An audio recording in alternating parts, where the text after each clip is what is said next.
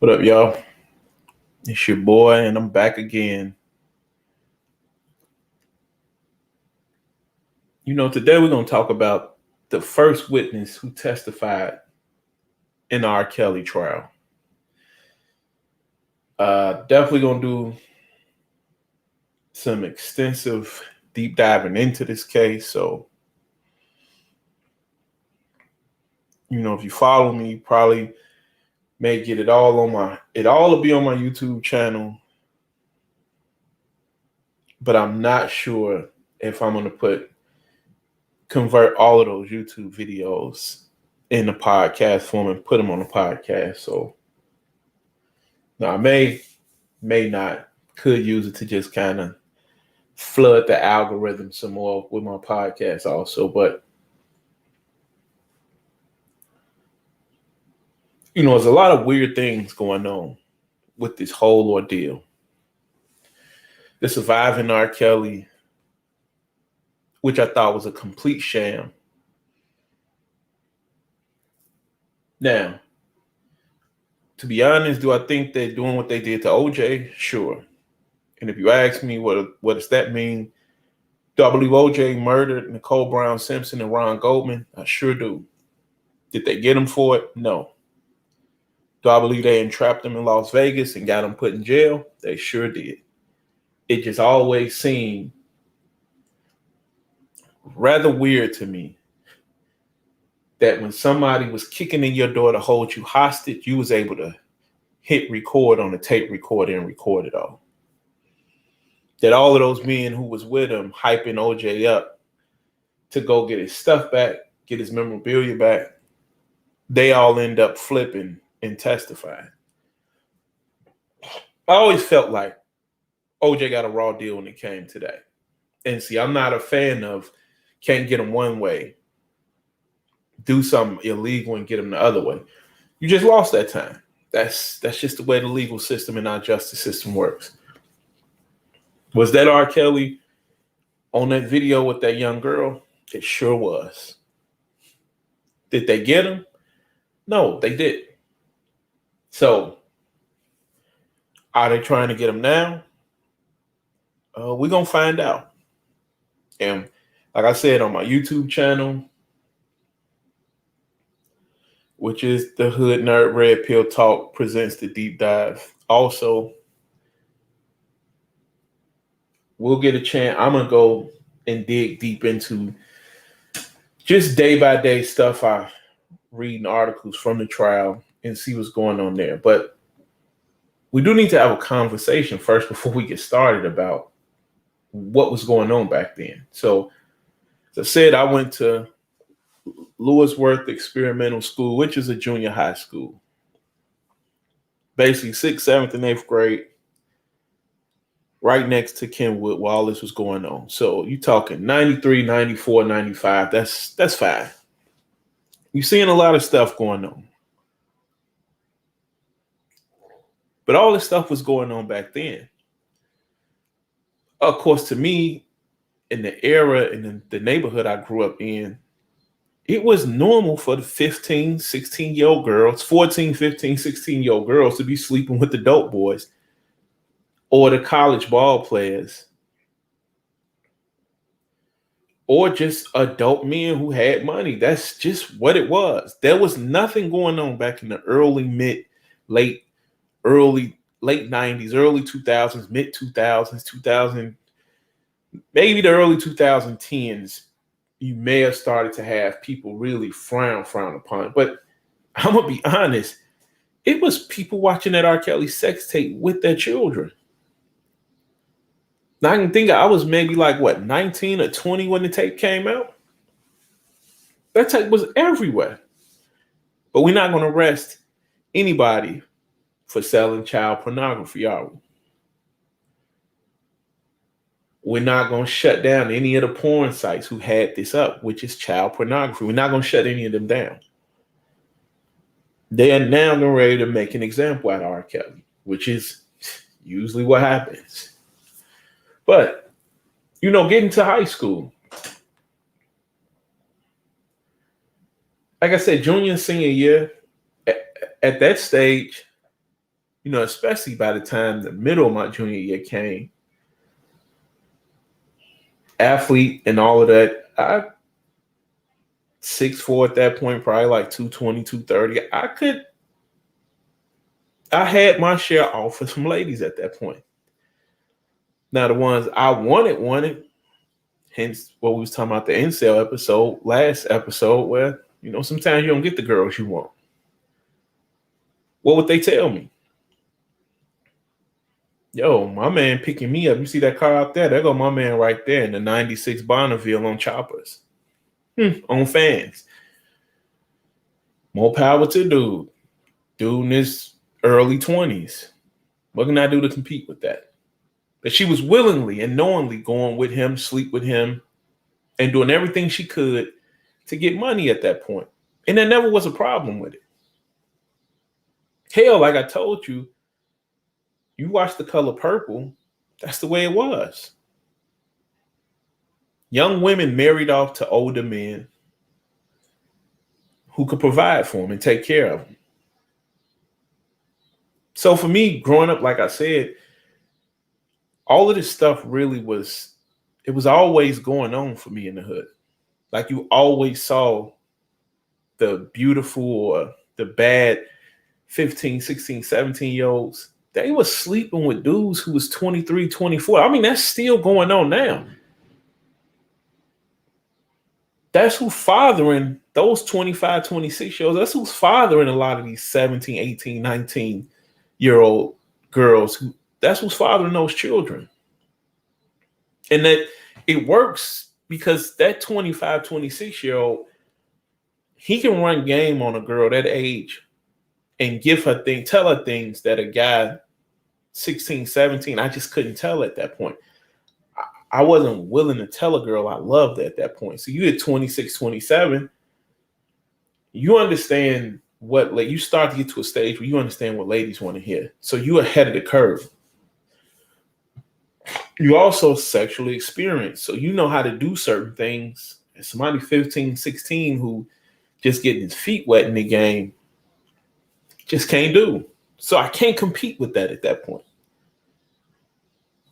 But I'm saying this to say, even my senior year in high school, my junior year also, going on prom, it was understood, and I don't know if they had to sign a waiver, but you couldn't bring any male, I think it was maybe like 25, 26 years old. It couldn't be any older than that. So you have to understand, you're telling ladies 16, 17 years old, you can't bring a man 25, 26 years old. I think older than like 25 or 26 into the senior prom or the junior prom. So there's also saying the school already was aware of who these girls were sleeping with already. Nobody was going to jail. Nobody was trying to Me Too anybody. Because you also have to understand, 17 is the age of consent. So what you find now is you get,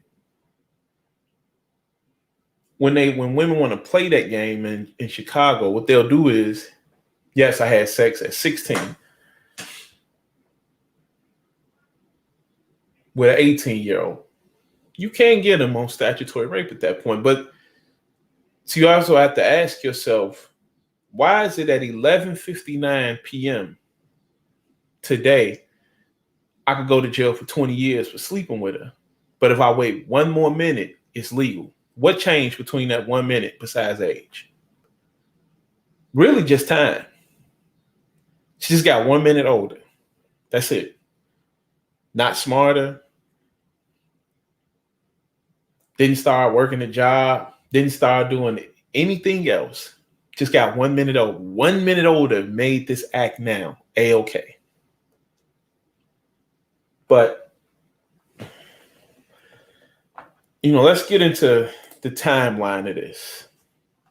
Because the timeline starts, once you start to understand the timeline of this, you start understanding how all of this started to happen. Because you have girls who say this started, I've heard girls as early as 1990 who say that's when it started. So, in 90, that's when he signed his contract with Jive Records. In 1990, what? He's 23 years old at this point when he signed his contract. He was born in 67.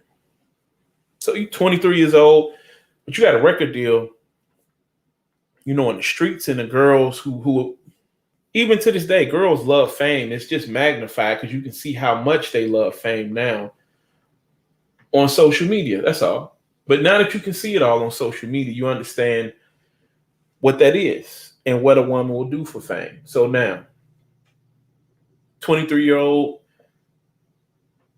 released born into the 90s, got a record deal. You're gonna have women who just willing to open their legs for you. 93, released 12 play, Once Bump and Grind came out. R.Kelly was through the roof. So at that point, when he coming up to these high schools trying to have sex with these girls, all I had to do was pull up in the car at that point. And that's it. So it's that. And also, we also do want to get to this too. There are also older women who he was with. So see, that's kind of when we start talking pedophilia for me, I'm starting at when you talking like 14, 13, 12, 11. When I'm talking like you start looking at underdeveloped girls and boys, that's to me what pedophilia is. Now, should a man be carding these young girls when he talking?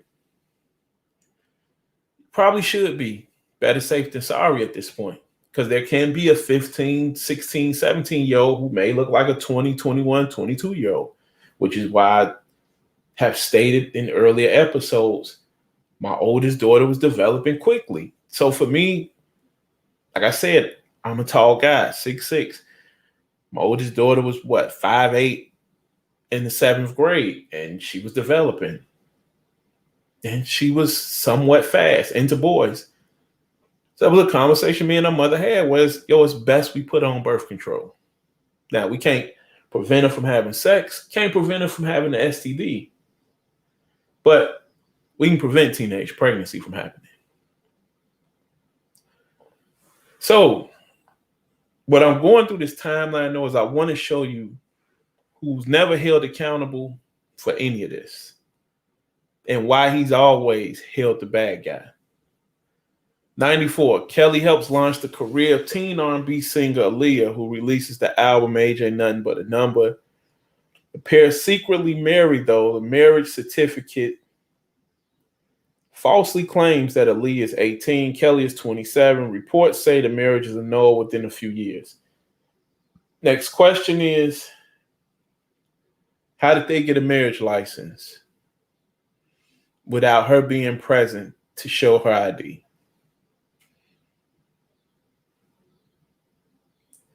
And did her parents know? Were they aware of it? How many people were aware of it? Because at this point when this happens, this is right here in 94 where this was all supposed to stop. The record company didn't say nothing. Nobody in Chicago, no law enforcement in Chicago did nothing. FBI didn't step in. But see, now in 2021, 27 years later, now the FBI is very concerned. Now everybody's very concerned. So you had your chance to get him here, but he wasn't done doing his work yet. Wasn't big enough yet. Wasn't a big enough story just yet. And to be honest, in 94, this was normal behavior. And this is also another conversation we have to have is we're trying people now, the same as they did with Bill Cosby. We're trying to retroactively try people in different time periods to what's going on right now. In 94, it was very normal for 15 and 16-year-old girls to be sleeping with 24, 25, 26-year-old men. Very normal. That's just the way it was back then. 96, Kelly marries dancer Andrea Lee. The couple has 3 children. He also releases his 3rd album, R.Kelly. And I Believe I Can Fly came out. So Now he marries Andrea, who I think still is holding on to the name. Andrea. She's still holding on to the last name Kelly, even though he's raped her, beat her, done all of these terrible things. She still wants that last name. You couldn't pay me to keep that last name of somebody who did that to me. But because she benefits from it financially, which is all she ever cared about, she kept it. So you kind of got to understand and start looking at R. Kelly was the bag and the come up for a lot of these women. And when we go through this first woman's story, I'm going to show you how, and how she'll never be held responsible for any of her actions. Parents will never be held responsible for any of her actions. Everybody wants to lay it all at the feet of one R. Kelly. See, for me, when I go to the zoo, they don't have to put on the glass, yo, that's a lion, step away from that cage. I understand already. I see a dog on the block who's bitten somebody. I understand already. You probably don't want to be playing with that dog. But if I'm going over there to play with that dog, obviously I probably want to be bitten. No different than, yo, I'm getting ready to, a woman comes to you and tells you, yo, I'm burning, I got chlamydia, or I got syphilis, or I got HIV. But if you still want to have unprotected sex, we can. But she told you up front. Now, she told me that, and I still knowingly went in anyway and did that. Then I couldn't come back out and say I didn't ask for that. No different than when I tell cats, they say, oh, you was a young parent, you made a mistake. That wasn't a mistake. That wasn't a mistake. You have unprotected sex that many times, you wanted a child. That's just all what that is. We need to start calling stuff what it is, start holding people accountable for their actions, and we can have a better culture.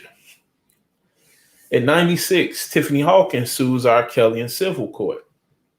She says she met the singer in 91 when she was a Chicago high school sophomore and he was 24. She said their sexual relationship began several months later. So now, she wants her sins wiped away. Somebody that got in her ear told her what? Hey, you can profit from this. And see, right here is where either he should have just said, I'm going to jail, or he should have told her no. But the first time you let this go, that's it.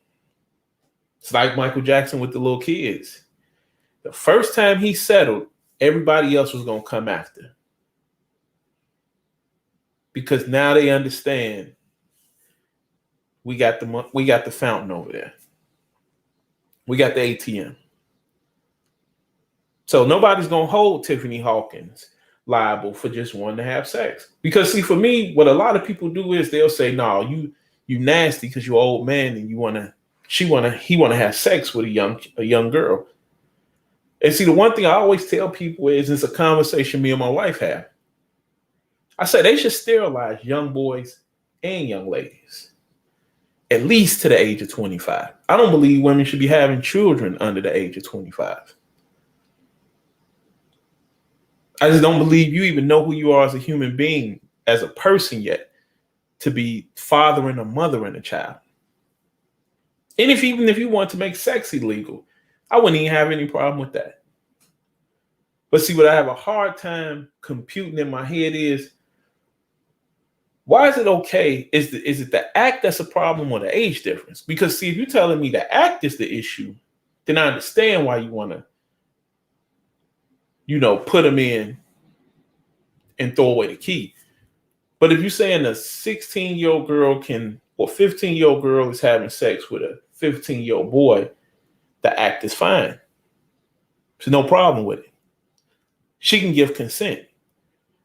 But if he's 19 or 20, she can't give consent. Now it's illegal. Now you have to explain to me why that would be illegal at that point. Because either we upset with the act that's happening or the age difference.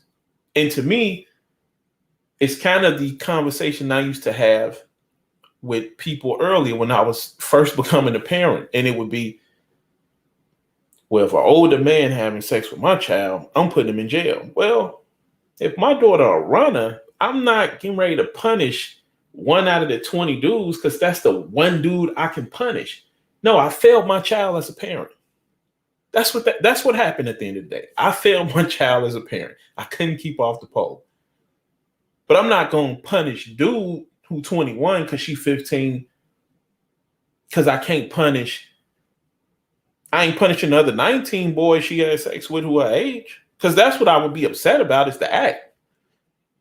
Not the age at that point. Now, you saying 35 and she 10, 11, 12, 13, even 14. You look at it that way and she talking about I'm in love and all of that. Okay, I get you. Because then we are talking about manipulation. But if you just saying you got a child who just out here just enjoying to have sex and she ain't in a relationship with none of these men, she's just having sex with them. Yes, I got a problem with punishing people at that point because I can't punish. I'm upset at the act at that point. And see, that's kind of another thing we're going to have to get to in society is, are we upset with the act? Is it the act that's bothering us or is it the age discrepancy?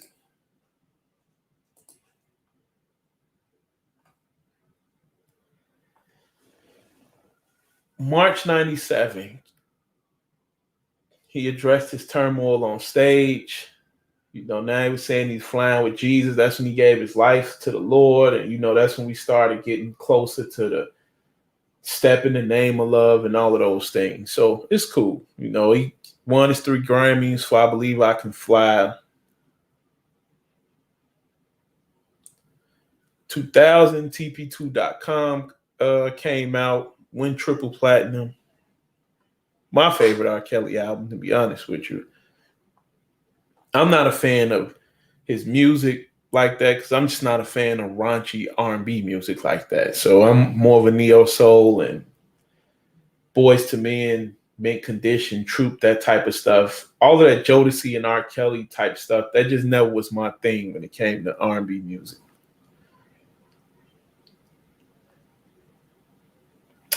2002, February 2002, Chicago Sun-Times receives a videotape sent anonymously that allegedly shows Kelly having sex with a minor.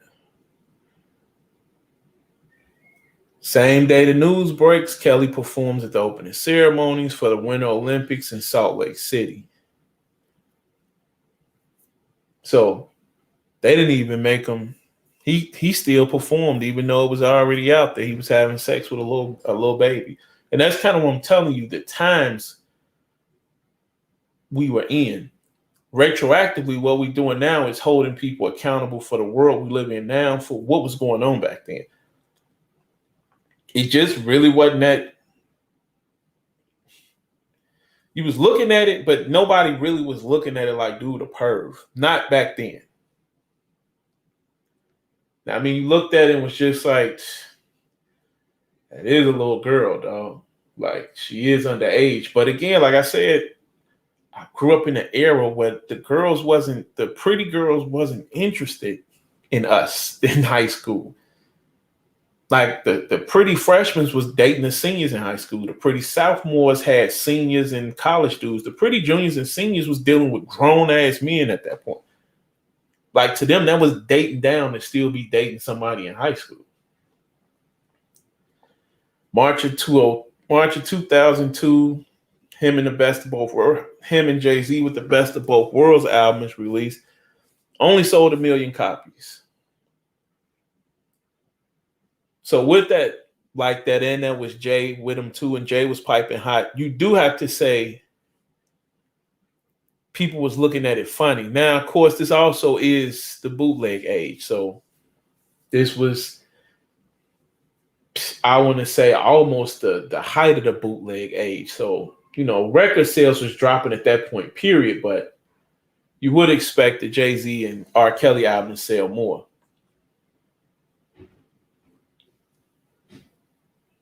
Kelly settles April 2002, Kelly settles out of court with former Epic Records intern Tracy Sampson, who alleges Kelly induced her into a sexual relationship while she was a minor. See, in another suit, April 2002, a woman claimed she was coerced by Kelly into having an abortion. Now, what you're starting to see is what I always tell you. Even with all of this going on, you never heard any of these women say he was holding them hostage, beating the hell out of them, anything. All they was using was, yo, we had sex before I was 18. And see, that's kind of why now when I'm hearing all this stuff, now I'm alarmed at what I'm hearing because I never heard any of this back then. Like, you knew he loved high school and college girls, but I never heard of R.Kelly was beating on women or he was forcibly taking sex from women. Those stories just weren't coming out. June of 2002, Kelly is charged with 21 counts of child pornography connected with the videotape received by the Sun-Times. He is released on $750,000 bond. October 2002, Ignition. Kelly's sexually explicit first single from Chocolate Factory spends many weeks on various Billboard single charts. So, I mean, Kels was still dropping music, and the fans and the ladies was still loving it. And that's kind of what I'm saying. Everybody turned their nose up to him now when all of this was here. It was all here, right in their face. Nobody had a word to say. Nobody ever really cared about child pornography. None of these adult women were ever screaming and yelling, "We done with R. Kelly, cancel R. Kelly." They were supporting R. Kelly, which is still alarming. But now you're in a place now where women are on code. That feminist movement is on code now. So they ain't going against the brand and they ain't going to go against the grain at this point. January 2003, during a court-approved visit to Miami to shoot a music video, Kelly is arrested and charged with 12 additional counts of child pornography. He is released the same day on $12,000 bond. So now we up to 35 counts of child pornography at this point. 35 counts. And again, we have to ask the question, why didn't we cancel R. Kelly back in 2003? That's 18 years ago. February of 2003, Kelly's sixth album, Chocolate Factory, debuts at #1 on the Billboard album chart, selling more than 532,000 copies in its first week. It eventually goes double platinum. So again, they still supporting Kells at this point. Even through Chocolate Factory. Still debuting at #1 on the Billboard charts. Still went double platinum. They even with 30, again, how many? 33 counts of child pornography on his jacket at this point. They still was rocking with R. Kelly. March 2003, federal Florida judge throws out photographs that were the basis of the child pornography charges, saying they were illegally seized from Kelly's home. Florida prosecutors drop all charges. All right. Those gone. Now we back down to 21. 2003, Kelly wins the BET Award for Best Male R&B Artist. So in 2003, even with this child pornography on his jacket, BET decided they was going to give him an award. They still were supporting R. Kelly because he was still putting butts in the seat. And see, this is kind of when I keep telling you, everybody now is throwing them to the wolves, but these are all the people who turn their backs on him now, they encouraged it all. Jay-Z knew about all this already, and he still did an album with him. Now, of course, we could talk about the age discrepancy between Jay-Z and Beyonce and when that relationship started. But again, because that's y'all queen, That's a whole nother conversation, and y'all don't want that touch. So, and that ain't what this episode is about. But there's stories that she was underage when her and Jay got together. But of course, you guys won't look at it this way because to y'all, that's relationship goals. They've been together for almost 20 years now. They got children, they got an empire. So y'all let it go. Which is again why I said I just think sometimes it's who it is in the result of it all. Because I don't really think y'all cared about the age discrepancy. And I know it's not about the sexual act. It's this got enough push and steam behind it that everybody just wanted to be on the side of this. But majority of the women who screaming and yelling about this, they was sleeping with older men when they was in high school. And it's also a way for a lot of these older women now to wipe some of the debaucherous behavior they was participating in as teenagers, wipe that off their jacket. Say, no, I really wasn't out there in the streets like that. I was manipulated. He took advantage of me because of my age. I didn't know no better. Cool. Young enough to be a mama. And see, that's another thing.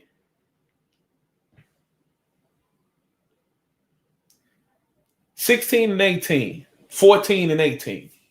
She's too young to have sex with an 18-year-old man, but she's old enough to raise a child.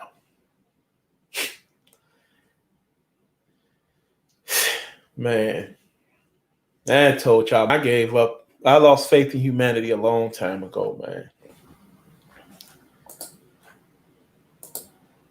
Where we at?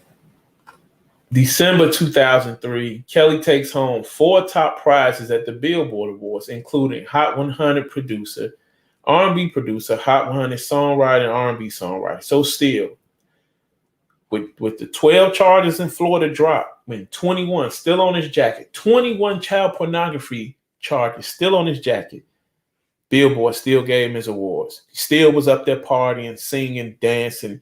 Everybody was still... Hell, me and my ex-wife went to the concert, I think, 2004, went to see the Isley Brothers, and he came out and did a few songs with Ron Isley. In the crowd, he rapped it. And nobody had a problem with any of it. Never heard any of the ladies still saying that's a sick old man. You know why? Because at 15, 16 back then, they were sleeping with 25, 26-year-old men. January 2004. Kelly nominated for an NAACP Image Award, sparking criticism considering the charges against him. Now, it's only sparking criticism now because it's the NAACP. And the NAACP not black owned. So again, that's a whole nother conversation in itself. But, you know, they wanted to say the Image Award, he shouldn't get it. But you didn't have any problems with him getting the Billboard Award or partying at the BET Awards. But they hold the NAACP up to a higher standard. So, you know, they had a problem with that. But even then, got nominated for an Image Award. An Image Award. A man with 21 child pornography charges on his jacket. Married an underage Aaliyah already. And all of these counts are in these 2 situations already of women who was underage that he had to settle. Got nominated for an NAACP Image Award. And y'all wonder why I don't take adult serious, these pro-black serious. Because again, because nobody wants to be shamed, you allowed a sexual deviant to run wild for 20 years. Nobody said a word. No different, to be honest with you, than when these churches, Bishop Eddie Long, after he had sex with all those underage boys, church didn't get rid of Eddie Long. You know what they did to Eddie Long?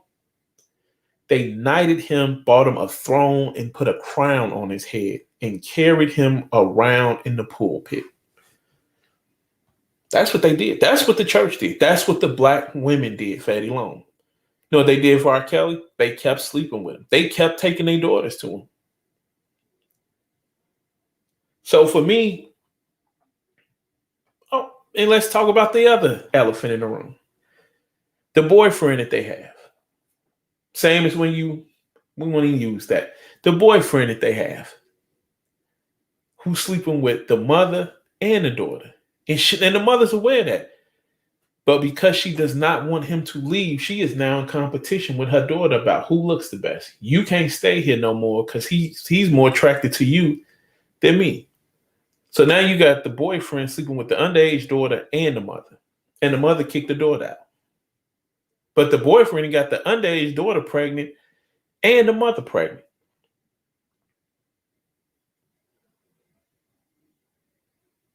Ain't that something? So now they sisters. Now the babies come out as sisters and aunt and niece at the same time. And that's relationship goals in the Black culture. 2004 February, Cook County prosecutors dropped 7 of the 21 child pornography charges. So now we're down to 14 charges on his jacket. June 2004, Kelly is allowed by a judge to go on a 2-month tour while he awaits trial. So see, Jay still touring with dude. Even with this on his jacket, Jay still touring dude. And all everybody do is plausible deniability. Yeah, I don't know. Nah, I ain't got nothing to do with that.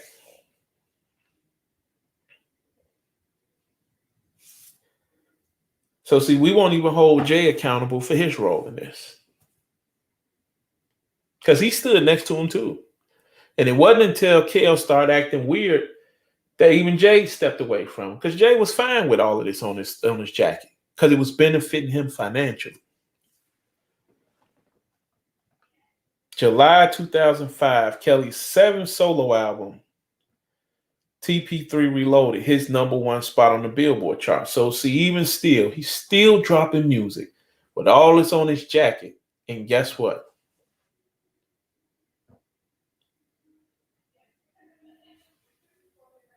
Exactly. Ain't nobody got nothing to say, man. Nothing to say. They cool with it. June of 2007, the trial is delayed again as Kelly undergoes emergency surgery for a burst appendix. May 29, 2007, Kelly releases his Double Up album, which peaks at #1 on the Billboard charts. So you got to understand now, we 7 years in now, I think, with this. What is 6 years in now when that tape was released? And he still ain't been to trial. They still making money though with all these court costs and all of that. They just fine with it. Keep prolonging it. That's another scam that goes on in the legal justice system. Just keep people tied up and steal their money with court costs. But he still is #1 on the Billboard charts with a new album release. And this still underage girls. Well, all this is going on, but ain't nobody screaming. He beating them, raping them, torturing them, any of that. None of that is coming out at this point. September 2007, the trial is postponed yet again after the prosecutor gives birth. So again, more court costs. Now we go a whole year later, May 2008, jury selection begins with the trial starting on May 20th and opening statements. Prosecutors showed a controversial videotape. June 12th, trial comes to a close with the prosecution again showing the videotape. June 13th, after 7.5 hours of deliberating, the jury acquits Kelly. He bows his head and weeps, "Thank you, Jesus. Thank you, Jesus." Kelly says softly as the clerk read off each not guilty count. So you got to understand, he beat 12 counts of child pornography. So at this point, no matter what we feel about him, like I tell people with OJ, I can believe it. We can believe whatever. Had his day in court, man, he won. So no matter what I feel about him now, he got that off his jacket. And to be honest with you, I honestly believe they pushed for him to be not guilty, and it was set up for him to be not guilty because it was a lot of people who would have had to wear a lot of egg had they put R. Kelly in jail. And it was a lot of people who was going to have to pay the piper and answer some tough questions who was affiliated with R. Kelly had they put him in jail. January 8th, 2009, Kelly and his former wife, Andrea, confirmed they divorced after 11 years of marriage.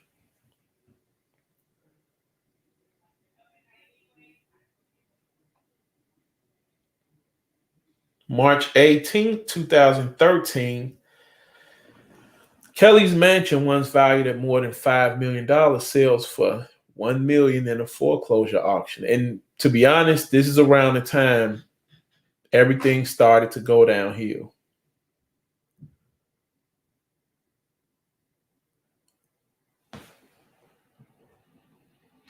So 2017, this is when three sets of parents, July 2017, claimed that Kelly is holding their daughters in an abusive cult. Parents claim Kelly brainwashed their daughters and some were living with him at his Chicago recording studio. So see, this is around the time, 4 years ago almost now, where everything just, the Me Too movement had reared its ugly head and they was taking anything moving down. But now what they're doing is they're setting the stage to now retroactively come get R. Kelly for everything that he's ever done. But now what they're going to do is crucify him for what was acceptable back then and bring it now to this day and age where it's no longer acceptable. And they're going to tear his head off for it. Now, do I have sympathy for him? No. And I don't have sympathy for him because, again, you understand the law. Statutory rape if he was having sex with underage girls. So, for me, it is what it is. There's no need for me to really take a side one way or the other. He got to pay his stupid tax. You knew what the law was. So now, as much as I think, hey, it's unfair that you got 16 and 17, 15 and 16-year-old girls telling you they 19 and 20 and they admitting they told you that misled you and you had sex with them. Hey, after you beat those cases, those child pornography charges, you should have been looking at state IDs for everybody else. And if you don't have one, then I can't mess with you. But you didn't. So, again, you're going to have to pay the piper, man. And right here, May 10th, 2018, Spotify removes R. Kelly's music from his playlist, citing his new policy on hate content and hateful conduct. Shortly after, Apple and Pandora also stopped promoting his music. And see, this is right here where everything begins at. So now, we are...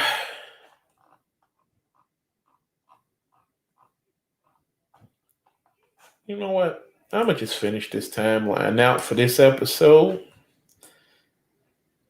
And then we just go into part 2 so that we don't even screw up too much or nothing. In May 15, 2018, after not showing in court, Kelly loses a federal lawsuit against Comcast Spectator, which runs the Macon Coliseum in Georgia, alleging the venue failed to pay him $100,000 for his concert there. May 18th, 3 days later, 2018, Pitchfork announces it was wrong to book R. Kelly to perform at our festival in 2013, and we regret doing so, and says it's partnering with the Rape, Abuse, and Incest National Network to raise awareness and funds to support the fight against sexual violence. And again, this is the timeline for what's leading us here. See, Pitchfork ain't taking the money that they gained, or any of that, or the publicity that they got from it, and give that away. Because now they're just going to retroactively do things. Because what's done is done now.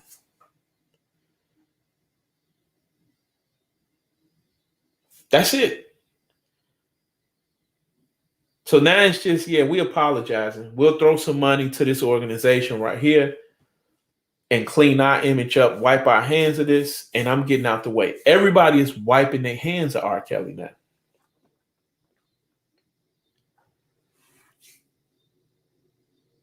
Now, May 22nd, 2018, Faith Rogers files a lawsuit in New York against Kelly, accusing the singer of sexual battery, knowingly infecting her with herpes and locking her in rooms for punishment.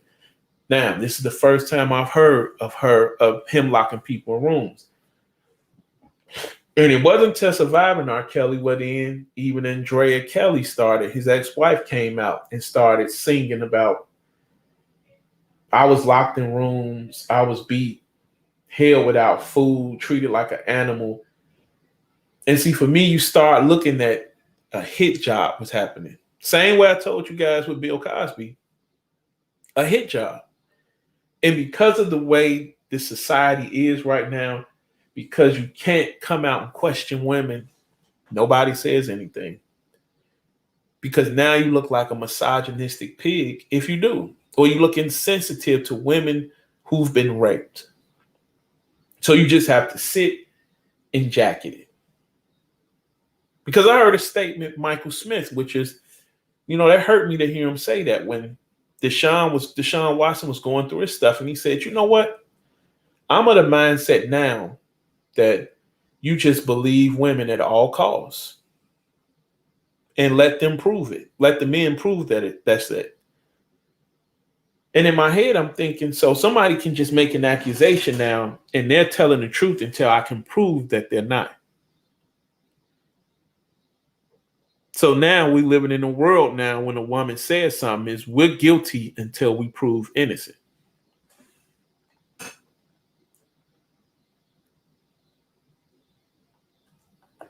So, July 23rd, he releases the song I Admit. That's when,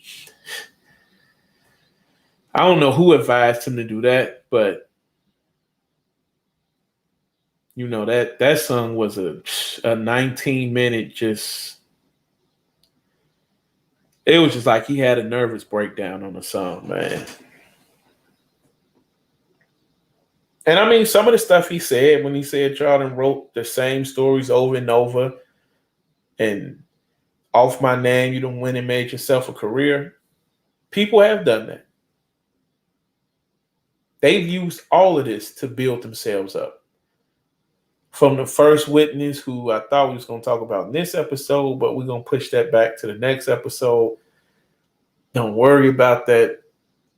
I guess this went longer than what I thought. So I guess all of the YouTube videos I do concerning this R. Kelly case is just going to come directly to podcast form then. So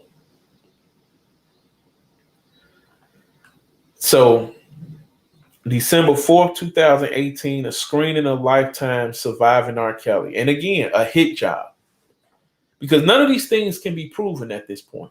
As of December 4th, 2018, he ain't been found guilty of nothing. But we got a lot of people screaming and yelling about stuff that's happened. Andrea Kelly still has not gotten rid of that last name. So you got a lot of women who wanted to keep saying all these things was done to them, but they just wanted cash and they left and went away. And see, for me, I think I'm at a point now, you need to start forcing these women to stand trial in criminal court.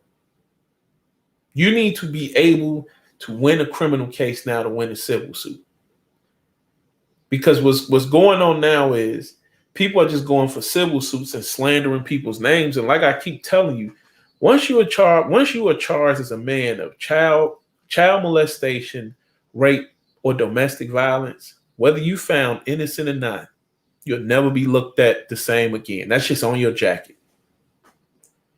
As soon as a woman says he beat me, I don't care if I never touched her, people gonna always look at me funny. And they're gonna always look at me funny because she's gonna always be able to say, they're gonna say she suffered from battered woman syndrome.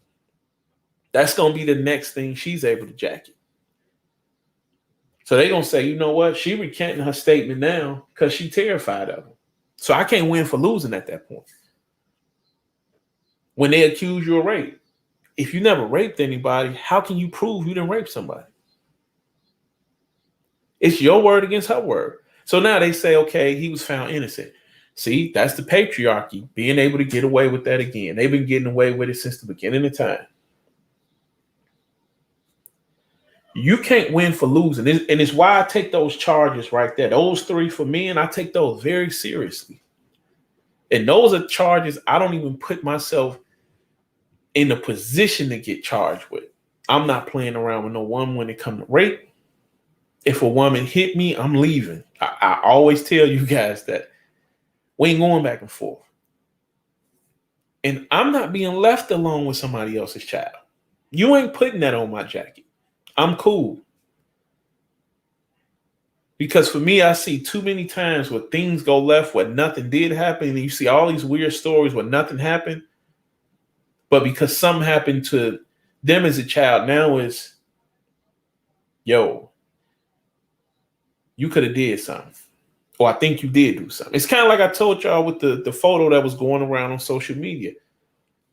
With the father in the bathtub with his naked daughter. She was like 2 years old. And he in swimming trunks giving her a bath. And they was like, that's perverted. And he might be molesting her. But that's going to come from the mind of somebody who's been molested.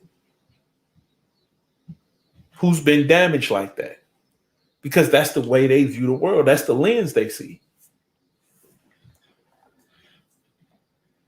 January 3rd, 2019, Lifetime debuts 6-hour series Surviving R.Kelly. The documentary traces Kelly's rise as the Pied Piper of R&B and the accusations of sexual abuse that have dogged Kelly for years. Stephanie Sparkle Edwards, who identified a female relative in Kelly as the teenage girl and man engaging in sex acts on a videotape, at the center of Kelly's Chicago child pornography trial, told the Tribune she believes she did the right thing by testifying against the R&B superstar. Now Sparkle wants to say she never dealt with R. Kelly, and that's fine. We'll take you at your word for it. But if you knew he was having sex with Aaliyah, and you knew all of this before you gave your so-called female relative to R. Kelly, why would you give? And she went on to say, I never thought he would do that to me, though.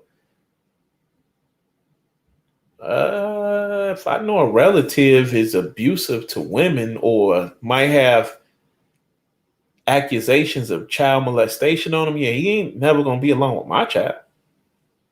Like, I don't care how close we are. I understand that's a person with a problem at this point. So, no, I would never leave my child around somebody. And that's why I said, even with that accusation, if somebody was ever accused of that, I would never leave my child around that person at that point. Whether they was found innocent of it or not, I would always be thinking, I don't know, though, man. Better safe than sorry.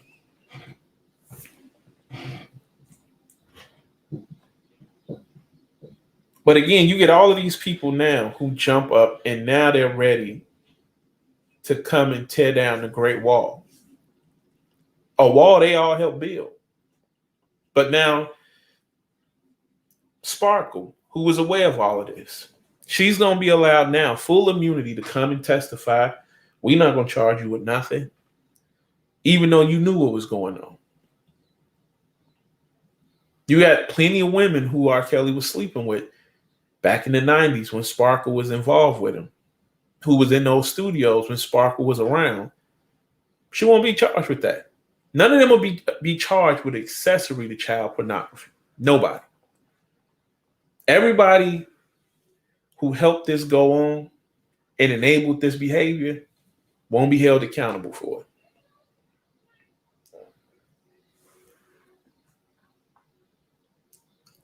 Chance the Rapper, who didn't participate in the documentary but was quoted, tweets an apology for working with R. Kelly.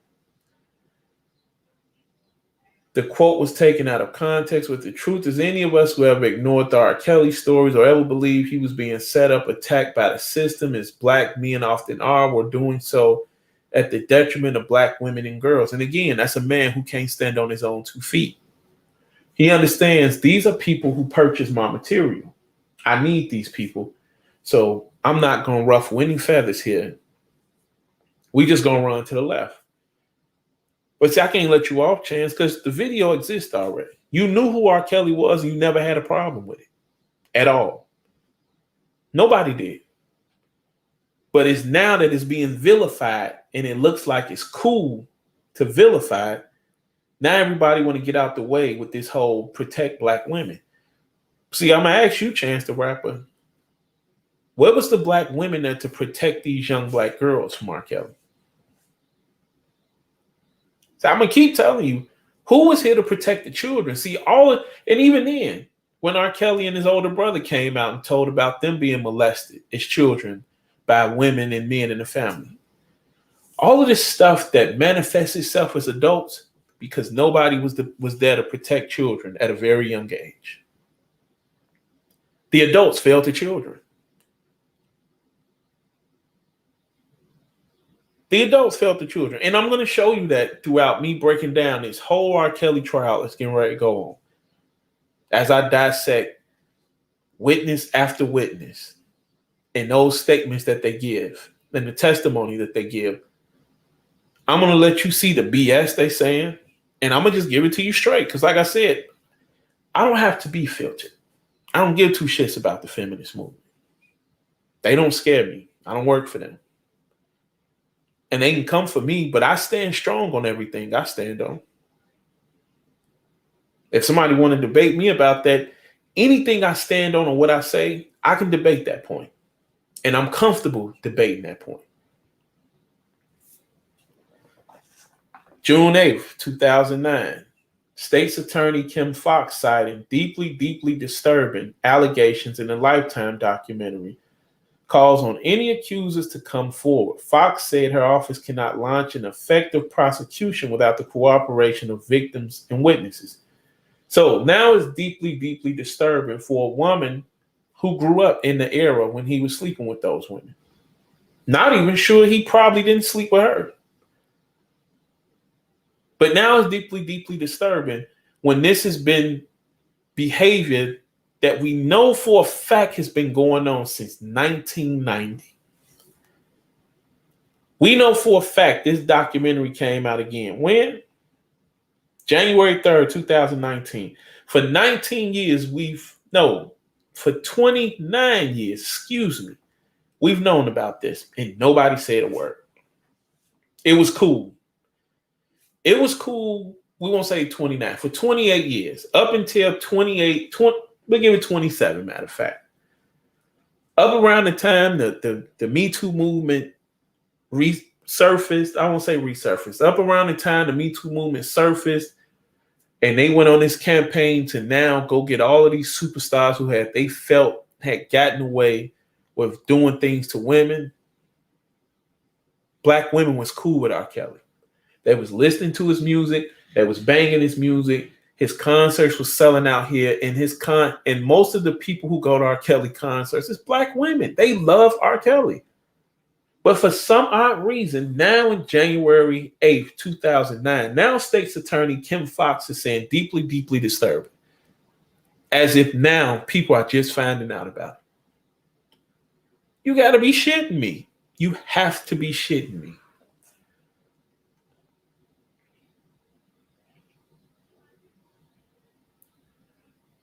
Now, January 9th, prosecutors gather outside his studio. And hours after the rally was spotted at a Southside club. After the rally, though, what is it? January 9th, 2019, Chicago Department of Buildings inspectors try to gain access to Kelly's near West Side recording studio because the city had received a 311 complaint about people living at the property, which is zoned commercial.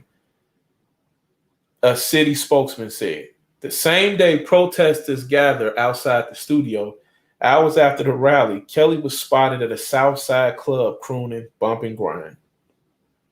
And again, you got all these black women saying mute R. Kelly, but the majority of these black women, see, these white women, they probably wasn't rocking the R. Kelly. So it's cool. But see, this is when I tell you black women and white women have taken on white women's fight. And they use black women because they understand black women can play the ultimate card of I was oppressed as a woman and I'm black. So I can play the racism card. Can't get no better than that. But these black women who supporting this, they was just bumping this music. They all was playing 12 play and Bump and Grind.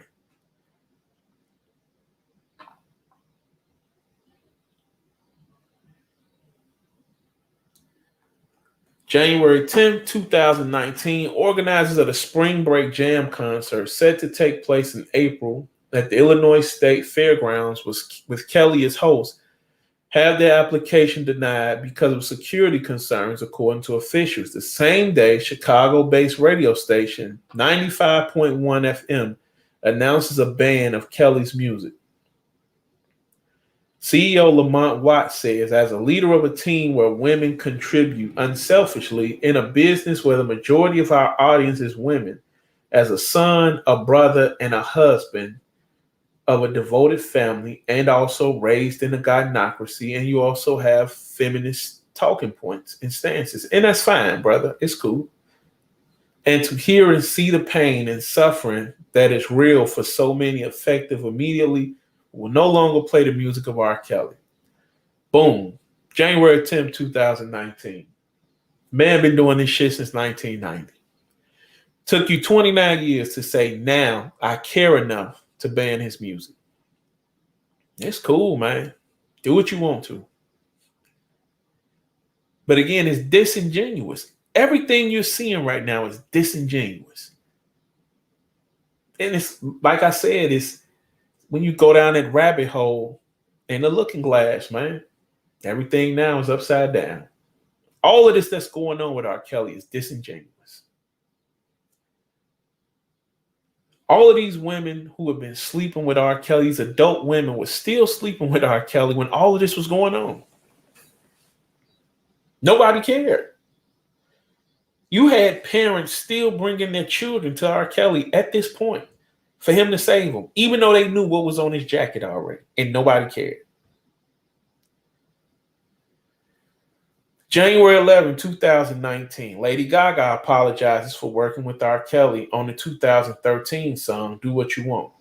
I'm sorry both for my poor judgment when I was young and for not speaking out sooner, she wrote on Twitter. So now she's apologizing for working with him. Again, 2013.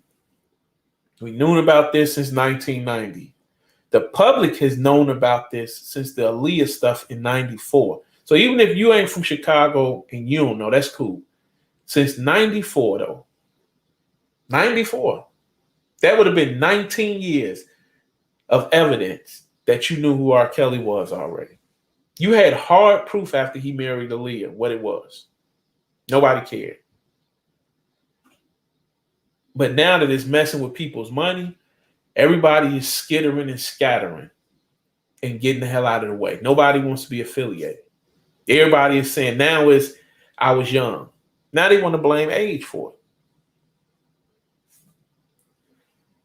And for not speaking out sooner. Right, because when he could help advance your career and help you rise up the charts, it was just fine. Same with Jay-Z. It was just fine when he was offering Hove crossover appeal in the R&B. It was a good look. But when it's no longer a good look, well, I don't need you. Now, yeah, I can't be too close to you. But you already knew. You knew when you stepped in a room with him, in the studio with him, who he was already.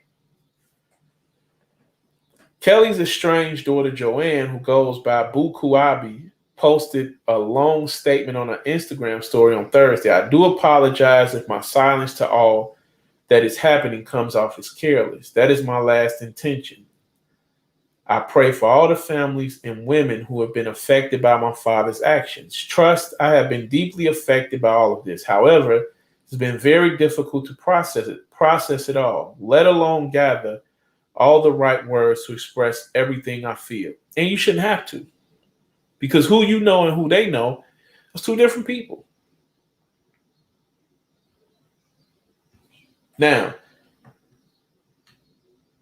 if he was beating on you or molesting you or something like that, you know, then that is what that is. And I get it at that point. But since that's not the information we have to go on, you don't really have to apologize for your father.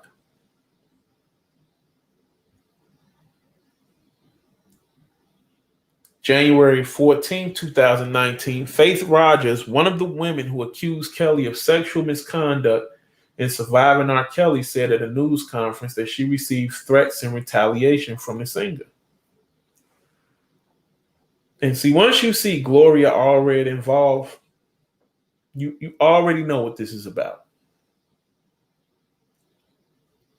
But now, so you're not hearing women say he forcibly raped any of them.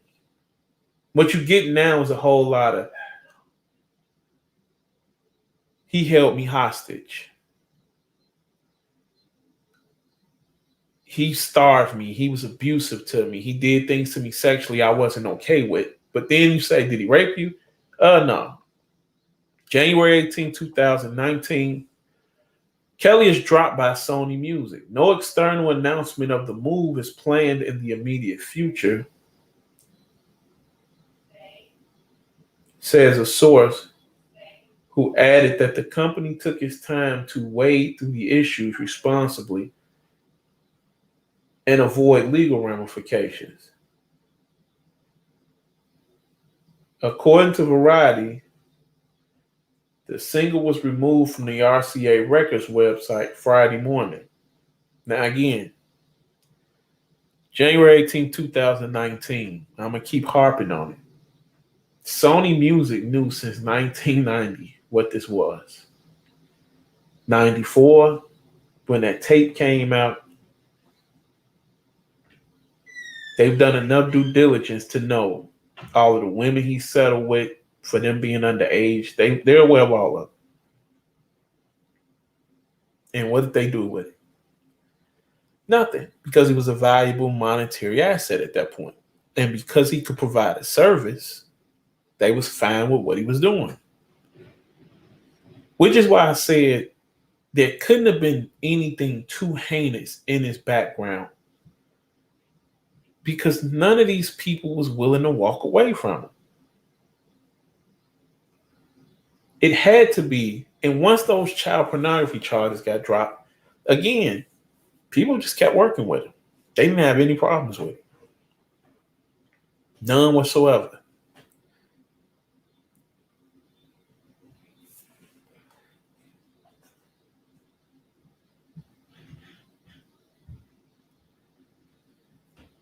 January 22nd.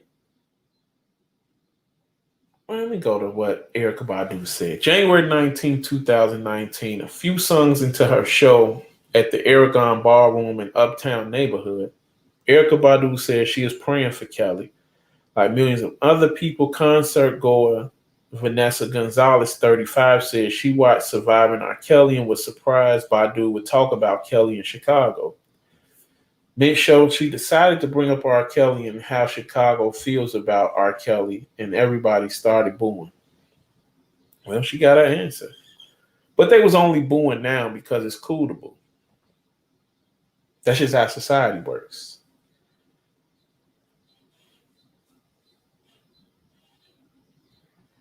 February 14, 2019, attorney Michael Avenatti says he gave Chicago prosecutors new video evidence of Kelly having sex with an underage girl that is not the same evidence used in Kelly's 2008 trial.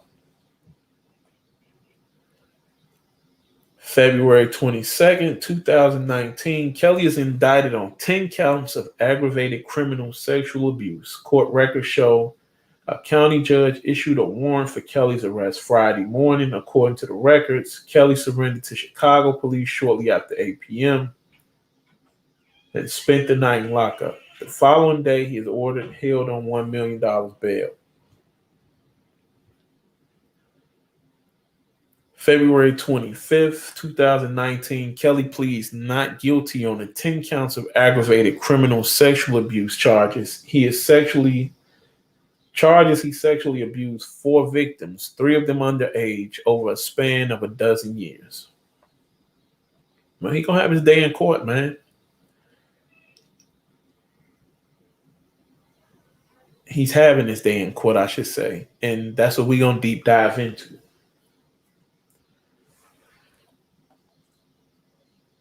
March 5th, 2019, in his first TV interview since being charged with sexual abuse, Kelly denies having sex with underage girls and holding women against their will. I didn't do this stuff. This is not me. I'm fighting for my life. My effing life, Kelly told Gayle King during the interview. I mean, his life is over. He got to understand that at this point, best he can hope for is to get out of jail, because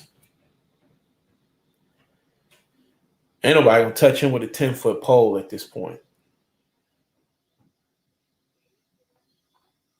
March 9, 2019, Kelly walks out of Cook County Jail for the second time in 2 weeks, this time after coming up with more than $160,000 in overdue child support.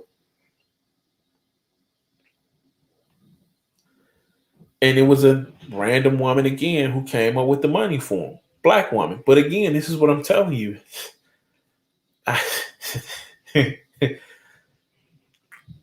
They still love this man. And they don't really find anything wrong. I promise you, if you put a lie detector test on a majority of these black women, ages 35 and up, and ask them how many of them would find something wrong with 15 or 16-year-old them sleeping with 21-year-old R.Kelly, would they do it? The majority of them would say yes or fail the test. See, it's only an issue now, like I said, because it's a way to now, I got this on my jacket, but I don't really want this on my jacket. So I'm going to say I just was molested. Well, not even molested. I was sexually manipulated by somebody older than me. Now, of course, the role was on, she was on the other foot. We know how that would go already. But because, like I said, these black women, they enjoy Stella Got Her Groove Back. They enjoy the term cougar. See, all that's cool for them. Roles reversed, 40-year-old man dating a 21-year-old woman is creepy. He weird.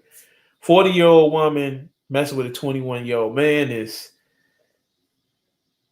hey, he can move around better in the bedroom. See, it's okay for them to sexually objectify us. We just shouldn't sexually objectify them. Because when a 40-year-old woman is with a 21-year-old man, that's all that's about. It's just sex. But again, it's okay when the roles reverse. Because for women, that's what men are. That's basically what we good for, the women. To sexually satisfy them, that's it. So, March 15, 2019, Cook County Judge Lawrence Floyd rules cameras will be allowed in a courtroom for hearings and the sex abuse charges facing Kelly. So already we know it's going to be a shit show. April 7, 2019, Kelly gives a 28-second performance at a club in Springfield. I need to go check that out and see what that looked like.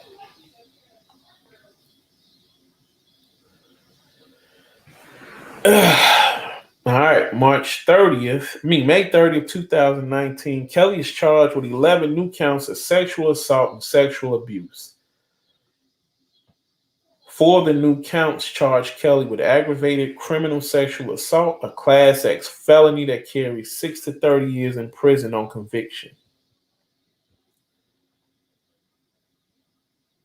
June 6, 2019, Kelly pleads not guilty to a slew of new charges, alleging he sexually assaulted a teenage fan who met him at his child pornography trial a decade earlier. The 11-count indictment unveiled the previous week replaced charges filed in February centering on an alleged victim identified as JP, surviving R.Kelly participant Yolanda Pace, who said she began a sexual relationship with Kelly when she was a minor, says the new charges are related to her claims. Kelly is arrested on June 11, 2019 on new federal charges alleging child pornography and obstruction of justice, including bombshell allegations that he paid hundreds of thousands of dollars to recover child sex tapes and pressured witnesses to change their stories before his pornography trial that ended in an acquittal a decade ago. And again,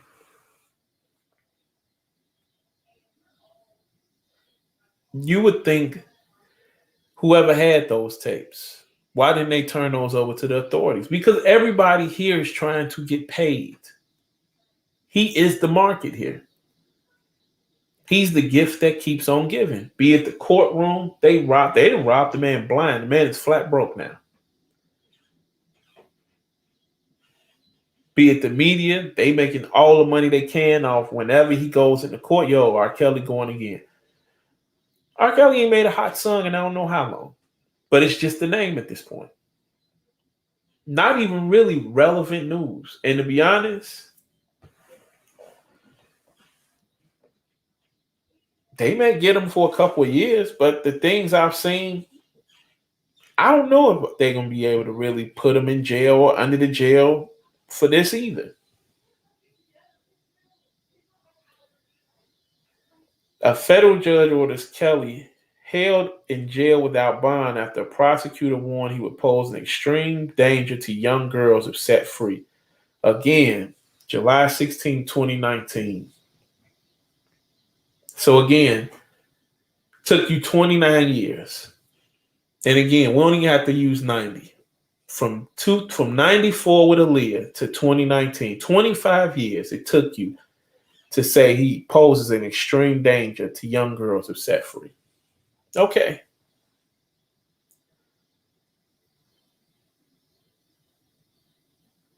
Kelly pleads not guilty on August 2nd to federal charges accusing him of sexually abusing women and girls who attended his concerts.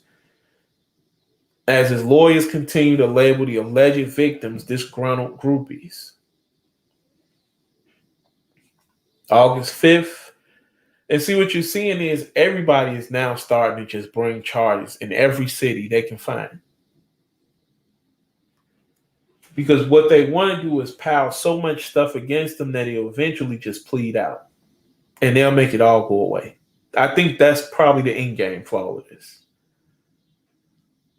August 5th, 2019, Minnesota authorities charged Kelly with 2 counts of prostitution and solicitation involving a girl under the age of 18 over an alleged 2001 incident. So I'm assuming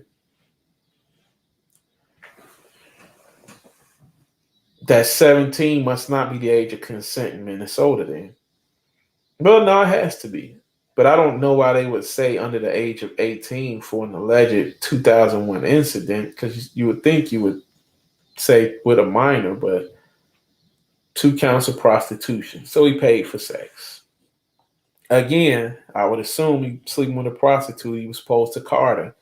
But this is what I'm telling you. They just going to start grabbing stuff and throwing it on your jacket. So once they present you in the light for the beginning of the trial, they'll come out and say, yeah, he's facing 40-some counts or 50-some counts. And when people hear that, it's going to be, whoa, this is a monster. Now, before it's all over, 46 out of 50 charges could be dropped. But it won't matter at that point because that's all people really hear. Most people are not going to really be in tune with what's going on, what's being said. But I want to pay close attention to this case now just to actually see what's going on a day-by-day basis. So, you know what, for you guys, while I'm reading this timeline, I'm going to stick a fork in everything I'm doing podcast-wise and just focus on this right here.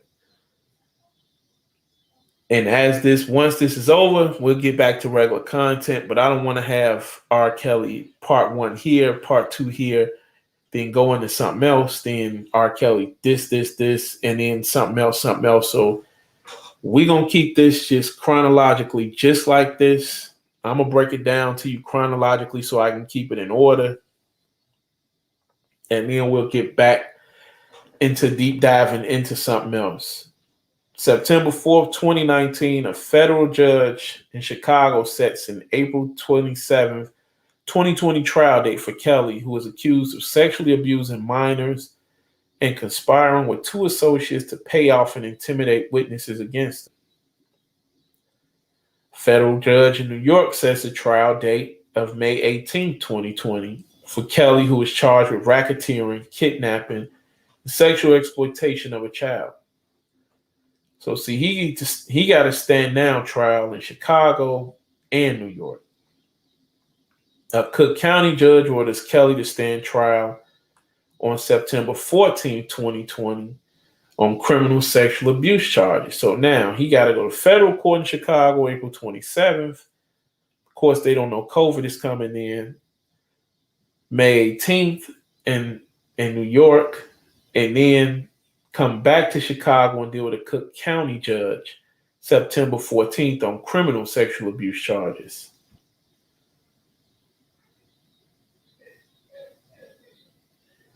December 18, 2019, Kelly pleads not guilty in the Chicago federal courtroom to a new indictment brought in New York, alleging he bribed an Illinois official to get a fake ID for 15-year-old singer Aaliyah Houghton a day before he married her in 94.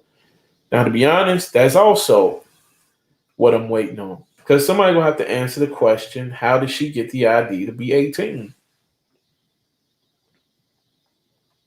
That definitely needs to be figured out at this point. Because the court system failed her and her parents failed her at that point. But again, everybody looking for money.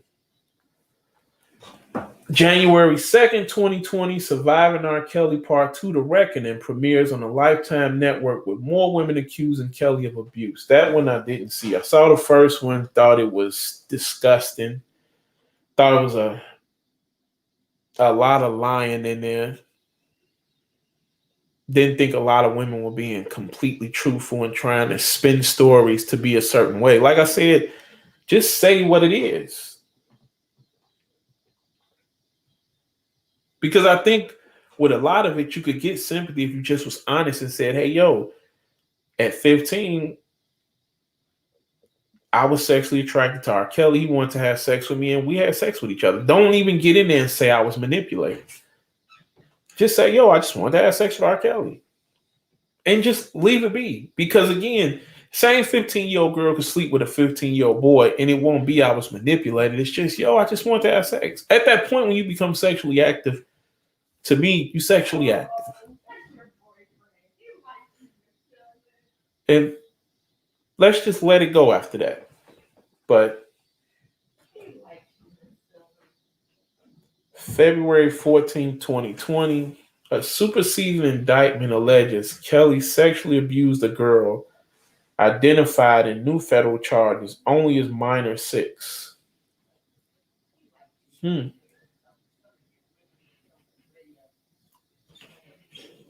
March 5th, 2020, Kelly's trial in Chicago's federal court is postponed until October after prosecutors revealed that investigators very recently executed a search warrant in the case and seized at least 100 electronic devices. So they pushed it back some more.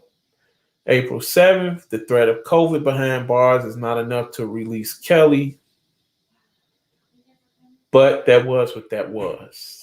April 30th, Kelly pleads not guilty to a superseding indictment brought in New York, marking the 7th time the embattled singer has been arraigned on sexual abuse related charges in a little more than a year. And that's what I was just getting ready to say. Look at how many times they had him in court now. But at this point, they getting ready to drain his pockets dry. Like I said, if he beat it or plead out and it's just, yo, he's going to do 2 or 3 years of this, get out of jail and be fine, but Because of what they didn't put on his jacket, R.Kelly will never be able to perform again. They'll never accept him in society again. That's it.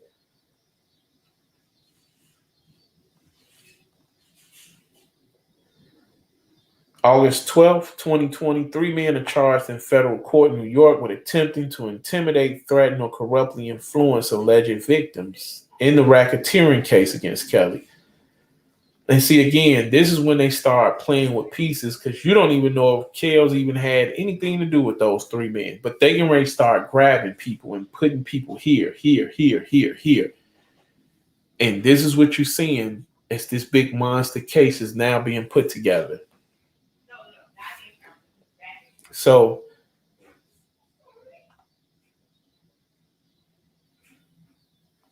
in August 14, 2020, Kelly's manager is arrested in California on charges that he threatened a shooting at a Manhattan theater 2 years ago, forcing an evacuation and the cancellation of the screening of a documentary addressing allegations that the singer had sexually abused women and girls.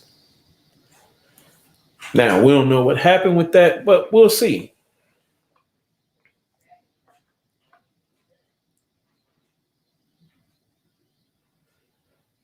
So, June 2021, Kelly's legal team undergoes an abrupt shakeup just weeks before the trial in New York is set to begin when the singer stops communicating with Chicago attorneys Stephen Greenberg and Michael Leonard. They later withdraw from the case.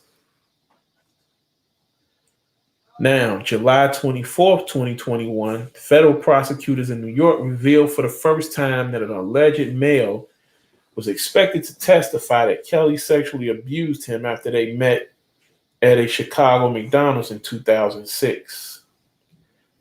August 18th, where we are now, Kelly's racketeering trial begins in U.S. District Court in New York. The first witness confronts the singer and testifies she had sex with him at 16 after they met at a Cook County courthouse. Now, that's where we'll pick up for the next episode, which got date night with my wife tomorrow, so who knows how that's going to play out. But I'll have it to you guys early Saturday morning, as usual, I guess. Didn't intend on doing this like this, but going through this timeline, I think this needs to be done correctly. So, this going to have to be some crock pot cooking and not a microwave story. So, I'm going to treat this one with some care and the attentiveness it deserves. So, again, we'll see how this case shakes out. I'm going to bring it to you on this podcast through its entirety, I guess, for the next 2 weeks or so. And, we'll see how that goes. But again, the one question I have to ask you is, we keep screaming, protect Black women.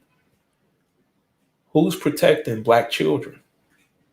We also have to ask the next question. We have all of these Black men continue to scream, and Black women keep screaming slavery, systematic racism. That's what's the problem with Black America.